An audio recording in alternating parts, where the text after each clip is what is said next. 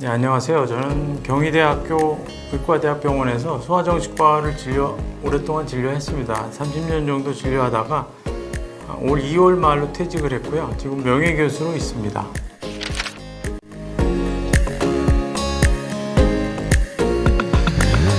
오늘 이렇게 강원특별자치도 정신건강복지센터에서 이런 좋은 자리를 마련해 주셔서 감사드립니다. 오늘은 주로 ADHD에 대한 얘기를 하는데요.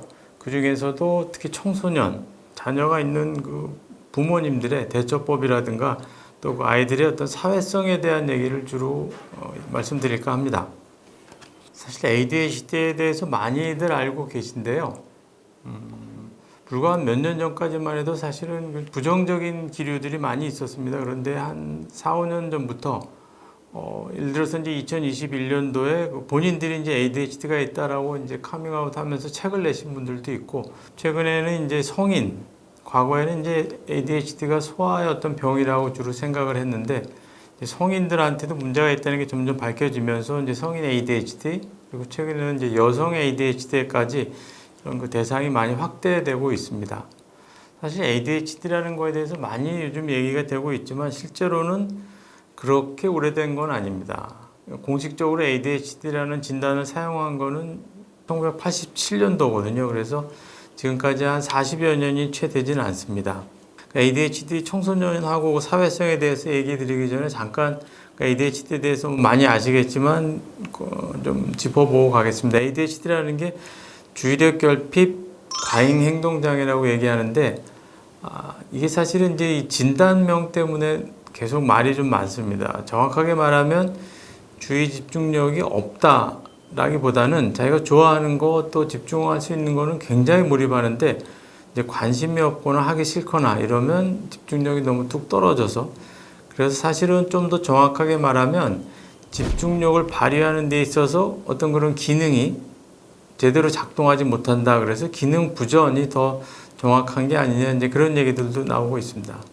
증상은 대개 이제 어떤 주의력 문제, 과잉 행동, 충동성 이렇게 되는데, 특히 이제 이런 증상들이 대개 이제 12살 이전에 있었다는 게 확인이 돼야 이제 진단을 좀 할 수가 있고요. 이런 증상들이 뭐 학교든 가정이든 아니면 여러 다른 두 군데 이상의 장소에서 나타나고 그것 때문에 이제 심각한 지장이 초래된다, 이런 것들을 진단 기준으로 알고 있죠. 우리가 이제 원인에 대해서는 최근에 어떤 특정 뇌 부위 그리고 유전적인 요인을 많이 생각을 하게 되는데, 재밌는 거는 이제 과거에 이런 아이들이 분명히 있었을 거거든요. 지금 갑자기 생겨난 병은 아니고, 그래서 18세기쯤부터 이제 이런 아이들에 대한 데이터들이 좀 남아 있는데, 그때는 이제 ADHD라는 개념으로 남아 있는 건 아니고 뭔가 하여튼 좀 굉장히 부산스럽고 다른 애들하고 좀 차이가 있는 이런 애들이 이제 많이 눈에 띄어서 그런 아이들을 어떻게 봐야 될 것인가 하는 이제 움직임들이, 또 그런 자료들을 모아놓고 보면서 처음에는 이제 그런 생각을 했던 것 같아요. 이제 우리나라도 그렇지만 유럽에서도 이제 18세기 후반부터 이제 학습에 대한 얘기가 많이 나오는데, 갑자기 공부를 많이 시키기 시작하면서 아이들이 좀 굉장히 산만해지고 굉장히 집중이 안 되고 이런 문제들이 생기는 거다. 그래서 그때는 이제 ADHD라는 개념보다는 뭔가 아이들이 갑자기 공부에 부하가 걸리면 이런 문제가 생기는 게 아닌가. 그 이후에 이제 뭐 도덕성 문제, 뭐 또 스페인 독감 같은 문제 여러 가지가 있었는데 그렇게 생각한 적도 있다는 거고요.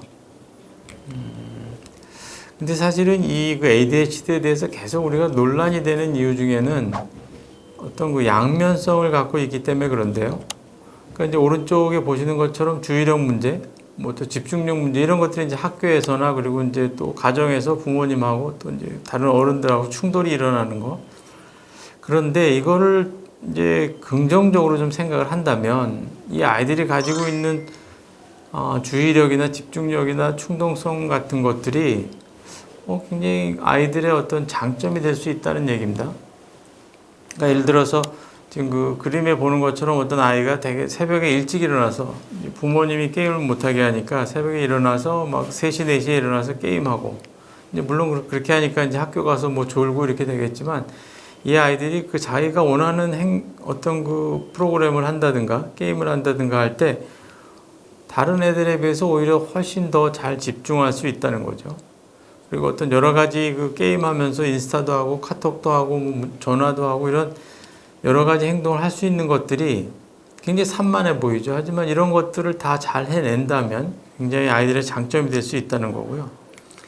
특히 이제 청소년에 가면은 사실은 ADHD가 더 문제가 되는데 되게 이제 초등학생 때 많이 치료를 받으러 오긴 하지만 이게 중고등학교에 가면 이제 사실은 또 학업이 또 바쁘고 학원 가야 되고 스케줄이 많아져서 되게 이제 치료에 좀 소홀해질 수도 있고 한데요.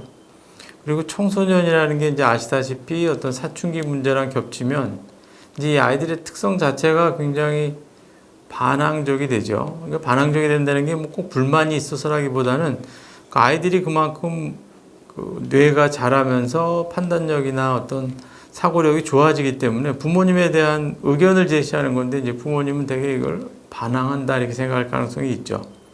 그리고 청소년기 특성상 굉장히 이제 모험심도 많아지고 위험 행동도 많이 추구하게 되는데 이게 이제 ADHD랑 겹치면 사실은 여러 가지 문제들을 일으킬 수 있습니다.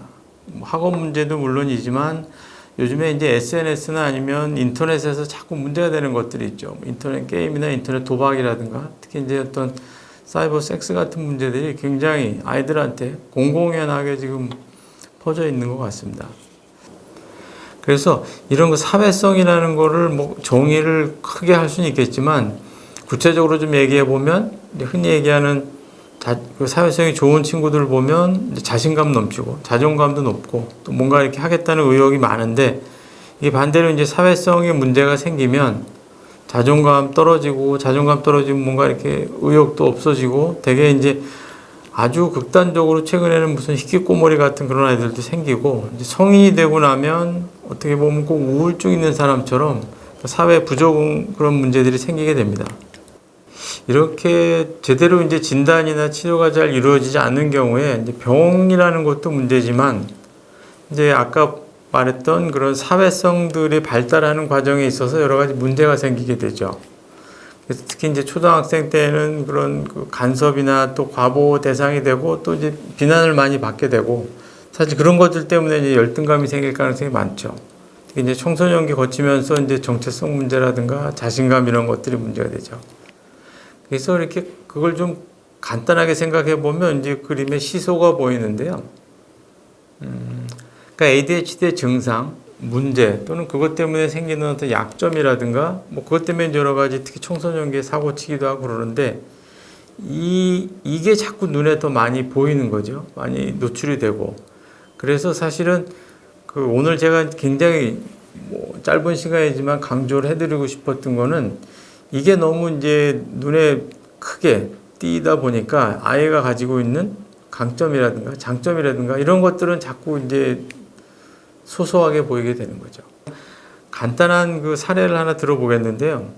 아마 일론 머스크라는 사람을 혹시 아시는지 모르겠습니다. 뭐 일론 머스크는 몰라도 테슬라 자동차는 다 아실 텐데 이분이 이제 ADHD라는 건 아니고 굉장히 그런 특성을 많이 가지고 있었다는 거죠. 이분이 이제 어릴 때 얘기를 쭉 보면 너무 이제 자기 하고 싶은 거에 그냥 몰입을 하기 때문에 심지어는 그 주변에서 병원 좀 데려가 봐라 그래서 병원에 갔더니 얘가 귀머거리가 아닌가 생각을 하셨을 정도로 근데 자기 몰입하는 거는 관심이 있지만 그렇지 않으면 아무것도 학교 공부도 그렇고 그리고 또 어릴 때 이제 친구들하고도 잘 사귀질 못하고 자기 하고 싶은 대로만 해야 되기 때문에 그리고 자기가 이제 관심이 생기고 궁금해지기 시작하면 이제 어마어마한 책을 읽어서 이제 그렇게 하다 보니까 오히려 선생님들보다도 더 많이 알게 되고 또 자기가 해보고 싶은 걸 다 해야 돼서 뭐 굉장한 그 위험한 실험들을 많이 했더라고요.